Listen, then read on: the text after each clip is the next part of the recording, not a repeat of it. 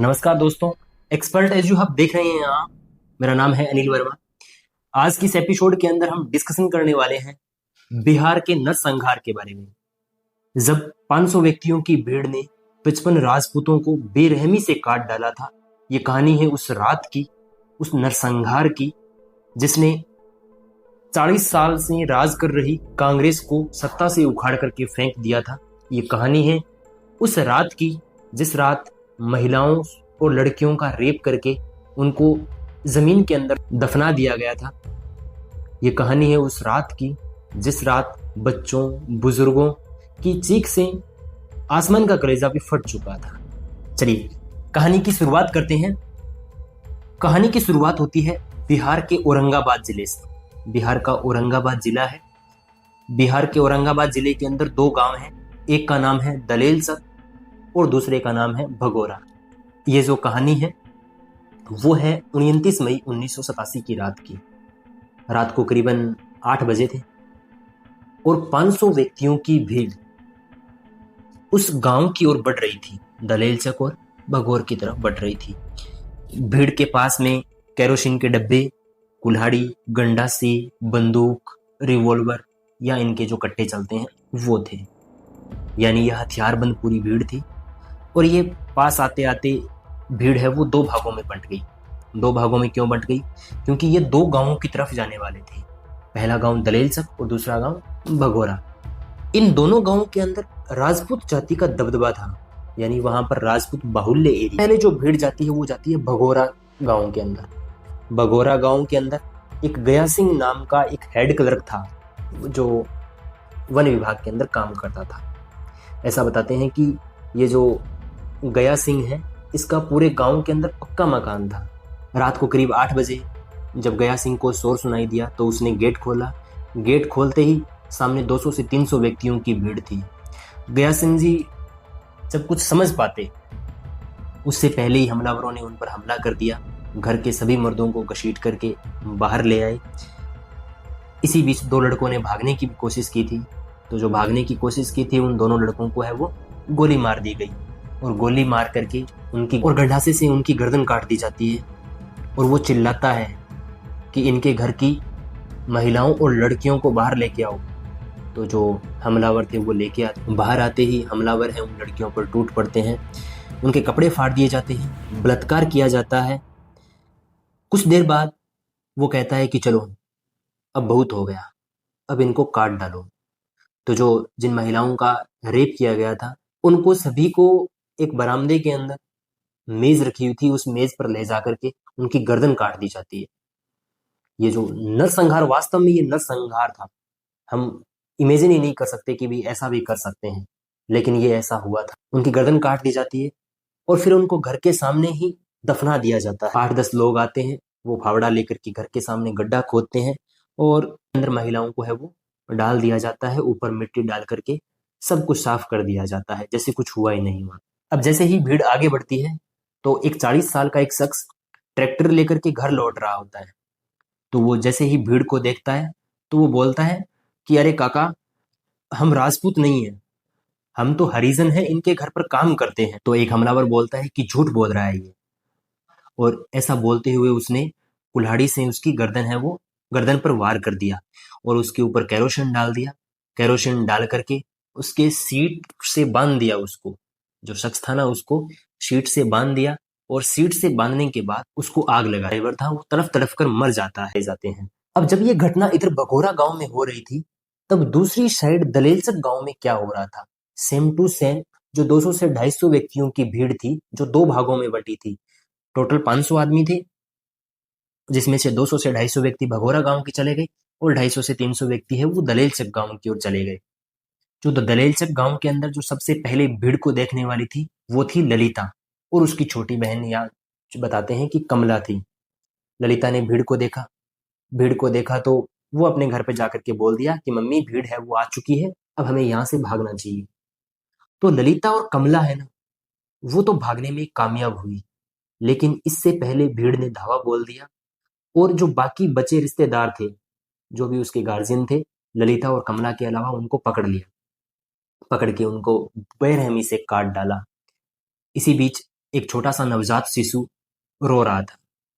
तो एक क्या किया, उसको पकड़ा, उसको नीचे जमीन जो घर की चौखट होती है ना, उसके ऊपर पटक करके उसको मार डाला। और यही नहीं रुका वो, ऐसा बताते हैं कि उसने एक हाथ से गर्दन पकड़ी और दूसरे हाथ से कुल्हाड़ी और बीच में से काट डाला, और जिसके कारण बच्चे का सिर है वो हमलावर के हाथों में रह गया और जो बचा हुआ बॉडी थी वो नीचे गिर गई। इसके बाद सेम टू सेम हमलावरों ने औरतों की तरफ इशारा किया, उनको भी सेम टू सेम भगोरा गांव की तरह ही महिलाओं का रेप किया गया, लड़कियों का रेप किया गया और उनको मार करके उनके घर के सामने ही है वो दफना दिया गया। अब बचे मर्द, मर्दों को पकड़ करके और उनको बांध करके दलेलचक और भगोरा गांव के बीच में एक बरगद का पेड़ पड़ता है। तो उस बरगद के पेड़ के नीचे दोनों गांवों से, दलेलचक से और भगोरा से, दोनों गांवों से पकड़ करके एक बरगद के पेड़ के नीचे इकट्ठा किया गया था। इसके बाद भी वो लोग जोर जोर से कह रहे थे कि बचाओ बचाओ, पर कोई सुनने वाला नहीं था, कोई उनकी सहायता के लिए नहीं आ रहा था। अब ये जो घटना हुई थी, इस घटना में करीबन करीबन 1 घंटा लगा था, यानी रात के अब बज चुके थे करीबन करीबन 9।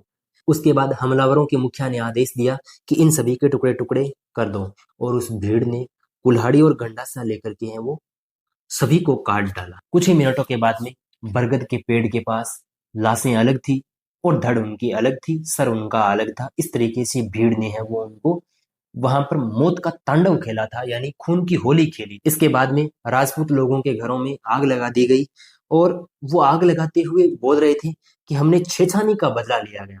आगे मैं इस वीडियो में डिस्कशन करूंगा आपके सामने कि ये छेछानी है वो क्या था। और इसके बाद में भीड़ है वो फायरिंग करते हुए बोलती है कि राजपूत के घरों में आग लगा दो, अगर कोई गलती से बच गया है तो वो भी जल करके राख हो जाएगा। अब ये जो सारी घटना होती है, घरों में आग लग जाती है, ये सुबह के 5 बज जाते हैं। एक एक करके सुबह लाशें गिनी जाती हैं।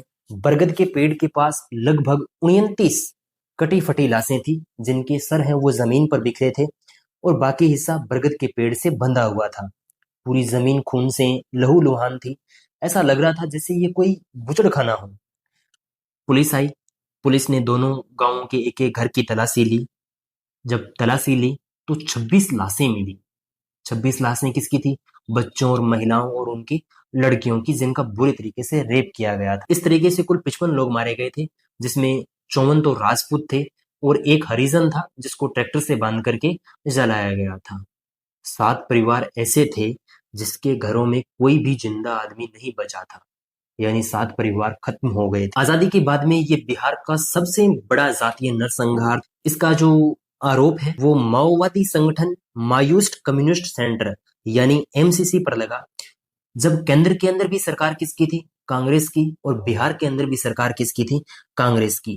केंद्र की सरकार के अंदर जो प्रधानमंत्री थे वो थे राजीव गांधी, और बिहार में जो मुख्यमंत्री थे वो थी बिंदेश्वरी दुबे। उस समय पुलिस आई, प्रशासन आया पूरा का पूरा, और जो जिन लोगों की हत्या की गई थी उनको दफनाया गया। 29 मई की रात की बात है और 30 मई को इस नरसंहार में मारे गए लोगों का है वो अंतिम संस्कार है वो सरकार ने करवाया था। जैसे जैसे कहानी की जांच होती है, इस नरसंहार की जांच होती है, तो ये बताते हैं कि 5 जून को जनता पार्टी के अध्यक्ष चंद्रशेखर, रामविलास पासवान और लोकदल के अजीत ये गांव पहुंचे और उन्होंने इस घटना पर है वो जानकारी ली, और धीरे धीरे है वो जो सरकार सत्ता में थी कांग्रेस की, उस पर इस्तीफे का दबाव है वो बढ़ने लगा। ये जो अभी आप बात कर रहे होंगे कि अभी जो बिहार के अंदर है वो रामविलास पासवान का एक बेटा है, चिराग पासवान, वो अभी सत्ता के अंदर आने की कोशिश कर रहे हैं, वो मुख्यमंत्री पद के लिए चुनाव लड़ रहे हैं।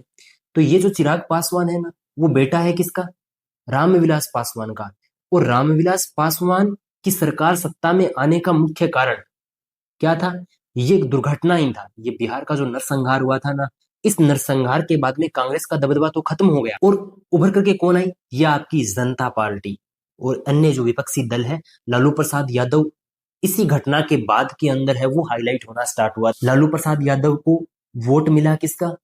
एक तो स्वर्णों का और दूसरा मुस्लिम का। तो मुस्लिम लोगों ने और स्वर्णों का सपोर्ट किसको दिया? लालू प्रसाद यादव को। और जो बच गई जो जो कांग्रेस के वोटर थे, और वो सपोर्ट किसको करने लगे? बीजेपी को, जनता पार्टी को, क्योंकि बीजेपी का नाम पहले क्या था? जनता पार्टी था।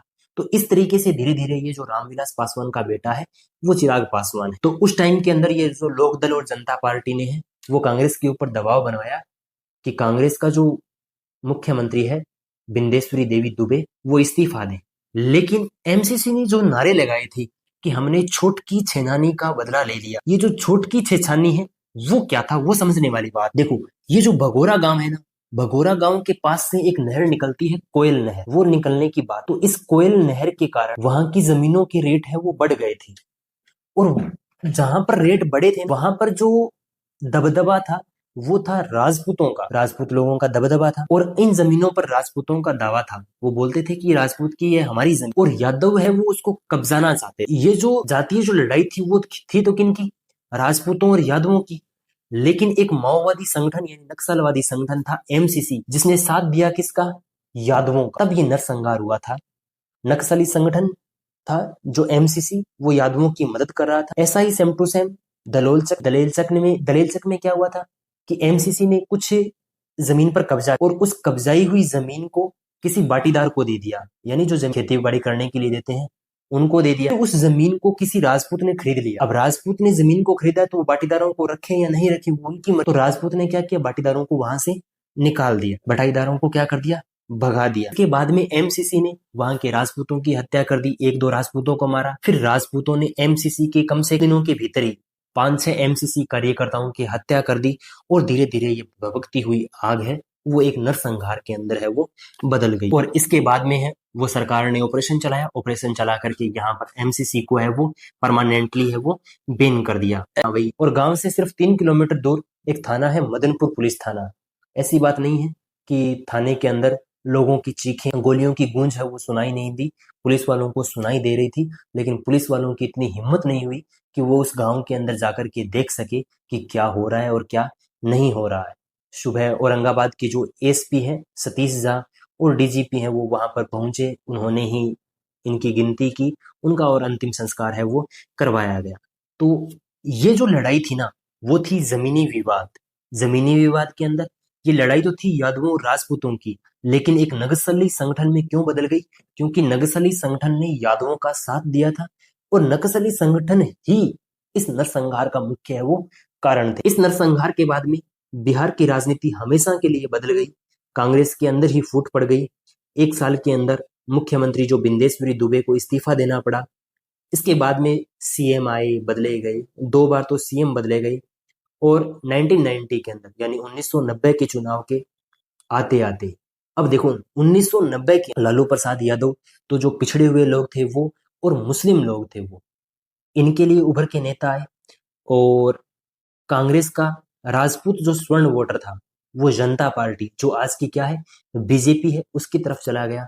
इस तरीके से 40 साल से राज कर रही कांग्रेस सरकार को सत्ता से बाहर कर दिया गया, और अभी तक यानी 1990 के बाद में अभी तक बिहार के अंदर कांग्रेस का मुख्यमंत्री है वो नहीं बना। इस मामले के अंदर यदि अभी की बात करें, और इस मामले के अंदर 500 हमलावरों में से 177 लोग हैं वो आरोपी बने गए थे, 8 लोगों को है वो फांसी की सजा सुनाई गई थी। फिर सुप्रीम कोर्ट ने फांसी की सजा को आजीवन कारावास में बदल दिया, और अभी फिलहाल है वो इसी साल के अंदर उन 8 लोगों को है वो जेल से छोड़ दिया गया, यानी जेल से है वो छूट गए हैं। इस नरसंहार के बाद दलेलचक भगोरा जो गांव था उसे भूतों का गांव कहा जाने लगा। और यदि आज की बात करें तो आज भी उस गांव के अंदर राजपूत लोगों के हैं वो गिने चुने घर हैं। कई परिवार तो उस नरसंहार के बाद में गांव में लौटे ही नहीं। वो बरगद का पेड़ है वो आज भी उस खूनी रात की गवाही देता है। दलेलचक भगोरा गांव की ये कहानी सिर्फ एक कहानी नहीं है, ये चेतावनी है कि जमीन, असमानता और राजनीति किस तरीके से एक हिंसा में बदल। तो आई थिंक आपको ये कहानी सुनकर के अच्छा लगा होगा। आप जान चुके होंगे कि अभी जो नेता है लालू प्रसाद यादव है, चाहे चिराग पासवान है, वो किस तरीके से उभर करके आपके सामने आए हैं, किस घटना के कारण है वो 40 सालों के अंदर बिहार की सत्ता के अंदर कांग्रेस है वो क्यों नहीं आ रही। तो इसके बाद में यदि आप चाहते हैं कि इस तरीके की कहानी, इस तरीके के इतिहास के किस्से हैं वो आपके सामने लाए जाएं, तो कमेंट में बताएं कि आपको कौन सी स्टोरी के बारे में जानना है और कौन से पहलुओं के बारे में जानना है, कौन सा नरसंहार के बारे में आपको जानना है। इस वीडियो के बारे में आपकी जो भी राय है वो कमेंट बॉक्स में लिखना नहीं भूलें। ये मेरी पहली कहानी है, आप क्या क्या सुधार करना चाहिए किस तरीके से और इसको इम्प्रूवमेंट करना चाहिए कमेंट बॉक्स में बताना नहीं भूलें।